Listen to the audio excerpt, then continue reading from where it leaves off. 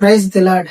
నజరేయుడైన నామంలో మీ అందరికి కూడా వందనాలు తెలియపరుచుకుంటూ ఉన్నాను. దేవుడు ఇచ్చిన కృపను బట్టి, దేవుడి నడిపింపును బట్టి ఈ రోజున నేను మీ మధ్యలోకి వచ్చి ఉన్నాను. ప్రతిరోజు కూడా దేవుడు ఒక మాట తెలియపరుస్తూ మన జీవితంలో ఉన్న శ్రమలను బట్టి, బాధలను బట్టి, కష్టాలను బట్టి ఎంతగానో ధైర్యపరిచి ముందుకు నడిపిస్తూ ఉన్నాడు. అలాగే ఈ రోజున కూడా దేవుడు ఒక మాట తెలియపరచాలని ఎంతగానో ఆశిస్తూ నన్ను మీ మధ్యలోకి తీసుకొచ్చి ఉన్నాడు. ఈ రోజున దేవుని వాక్యం ఒకసారి మనం చూసినట్లయితే లూకా సువార్త 2వ అధ్యాయం 11వ వచనం. దావీదు పట్టణమందు నేడు రక్షకుడు మీ కొరకు పుట్టి ఉన్నాడు, ఈయన ప్రభువైన క్రీస్తు. యేసుక్రీస్తు ఈ లోకంలో జన్మించినప్పుడు ఒక దూత గొర్రెల కాపురులకి దర్శనమిస్తుంది. దర్శనమిచ్చి, ఇదిగో మీకు ఒక సంతోషకరమైన విషయాన్ని తెలియపరుస్తాను, వినండి. ఇదిగో దావీదు పట్టణమందు నేడు రక్షకుడు మీ కొరకు పుట్టి ఉన్నాడు అని దూత అక్కడ గొర్రెలు కాచుకునే కాపురలకి తెలియపరుస్తూ ఉంటుంది. ఇక్కడ మనం గ్రహించాల్సిన విషయం ఏమిటంటే, దావీదు పట్టణమందు నేడు రక్షకుడు మీ కొరకు అంటే ఈ లోకంలో ప్రతి మానవుడు కొరకు యేసుక్రీస్తు జన్మించి ఉన్నాడు. ఒక క్రైస్తవుడి కోసం కాదు, ఒక విశ్వాసం కోసం కాదు, ఒక దేవుని యందు భయభక్తులు కలిగిన బిడ్డల కోసం కాదు. ఈ రోజు యేసుక్రీస్తు ఈ లోకంలో జన్మించినది ప్రతి మానవుడు కొరకు ఈ లోకంలో ఆయన జన్మించి ఉన్నాడు. ఈ లోకంలో ప్రతి మానవుడు పాపాన్ని తీసివేయడానికి ఎటువంటి పాపం లేని వ్యక్తి, ఎటువంటి కలుషితం లేని వ్యక్తి, ఎటువంటి పొరపాటు లేని వ్యక్తి ఈ రోజున ఈ లోకంలోకి జన్మించి ఉన్నాడు. నా సహోదరి, నా సహోదరుడా, ఈ రోజున భూమి ఆకాశాన్ని సృష్టించిన సృష్టికర్త అయిన తండ్రి తన ప్రియ కుమారుడైన యేసుక్రీస్తుని ఈ రోజున ఈ లోకంలో ఉన్న పాపాన్ని తీసుకుని వెళ్ళడానికి తన ప్రియ కుమారుణ్ణి పంపించి ఉన్నాడు. ఎందుకంటే ఈ రోజు నీ భూమి ఆకాశాన్ని సృష్టించిన వాడు నేను, ఈ లోకంలో ప్రతి మానవుని కూడా సృష్టించిన వాడు నేను. వాళ్ళు నా మాట వినకుండా ఈ పాపంలోకి వెళ్ళిపోయి కలుషితమైన జీవితంలోకి వెళ్ళిపోతూ ఉన్నారు. ఒక రోజున ఈ లోకాన్ని విడిచి వాళ్ళు ప్రతి ఒక్కరు కూడా మరణించాల్సిందే. ఆ రోజున వాళ్ళందరూ కూడా నా దగ్గరికి వస్తారు. ఈ పాపంతో నా దగ్గర నిలబడలేరు.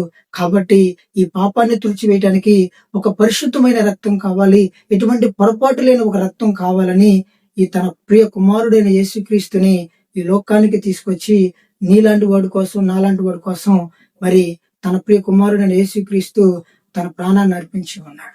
ఎన్నో శ్రమలు, ఎన్నో ఇబ్బందులు, ఎన్నో కష్టాలు పడి, ఎన్నో విషయాల్లో మరి ఎంతో మంది హింసించి, ఎంతో మంది దగ్గర బాధలు పడి ఈ లోకంలో తన ప్రాణాన్ని మరి విడిచి 3వ రోజున మరణాన్ని జయించి లేచిన వాడు మన దేవుడు. ఈ లోకంలో ఏ దేవుడు చేయని విధంగా ఆ విధంగా ఈ రోజున యేసుక్రీస్తు ఈ లోకంలో చేసి ఉన్నాడు. ఆయన ఒక్కడే శక్తిమంతుడు, ఆయన ఒక్కడే బలవంతైన దేవుడు. ఎందుకంటే ఈ రోజున ఈ సృష్టి అంతా కూడా ఆయన అరిచేతుల్లో ఉన్నది కాబట్టి ఏదైనా చేయగలుగుతాడు. కాబట్టి నా సహోదరి, నా సహోదరుడారా, ఈ రోజు వరకు దేవుని సన్నిధికి నువ్వు ఎలాంటి విశ్వాసంతో వస్తూ ఉన్నావో, ఎలాంటి నమ్మకంతో కలిగి ఉన్నావో, దేవుని సన్నిధికి వస్తూ రక్షణ లేని జీవితంలో నువ్వు కలిగి ఉన్నావేమో, రక్షణ పొందకుండా దేవుని సన్నిధిలో నువ్వు ఎంతగానో పరిచయం చేస్తూ జీవితాన్ని జీవిస్తూ ఉన్నావేమో నాకైతే తెలియదు. కానీ ఈ రోజున దేవుడు నాకు ఒక మాట తెలియపరుస్తూ ఉన్నాడు. నా బిడ్డ నజరేయుడైన యేసుక్రీస్తు నామంలో మీరు రక్షించబడకపోతే మీరు ఎంత విశ్వాసంగా ఉన్నా వ్యర్థమే. మీరు ఎంత విశ్వాసంగా పరిచయం చేసినా కూడా ఏమాత్రం కూడా నా శక్తిని, నా కృపని, నా దీవెనని మీరు పొందుకోలేరు. ఎందుకంటే మీరు పాపంలో కలిగి ఉన్నారు. ఈ పాపాన్ని మీరు నా పరిశుద్ధమైన రక్తంలో మీరు శుద్ధి చేసుకుంటేనే నా శక్తిని, నా గొప్పతనాన్ని మీరు పొందుకోగలుగుతారు. నా ప్రేమను మీరు చూడగలుగుతారు, నా శక్తిని మీరు చూడగలుగుతారని ఈ రోజున దేవుడు మాట్లాడుతూ ఉన్నాడు. కాబట్టి ఈ రోజున ఎవరైతే మరి నజరేయుడైన యేసుక్రీస్తు నామములో ఇంకా రక్షించబడకుండా జీవితాన్ని జీవిస్తూ, ఇంకా మరి దేవుడి సన్నిధికి వస్తూ ఇంకేం రక్షణ తీసుకున్నావులే, ఇంకా టైం ఉందిలేని ఆలోచిస్తున్న వారితో దేవుడు మాట్లాడుతూ ఉన్నాడు. ఏ నిమిషం ఏం జరుగుతుందో మీకు తెలియదు. ఏ సెకండ్ ఏ విధంగా జరిగిపోతుందో కూడా మీకు తెలియదు. ఈ లోకంలో రక్షించబడిన వాడే నా దగ్గర నిలబడగలుగుతాడు.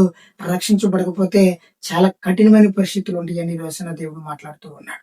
కాబట్టి నా సహోదరి, నా సహోదరుడా, ఈ లోకంలో దేనికోసమైనా మనం వెయిట్ చేయొచ్చు, కానీ రక్షణకి ఏమాత్రం కూడా మనం వెయిట్ చేయకూడదు.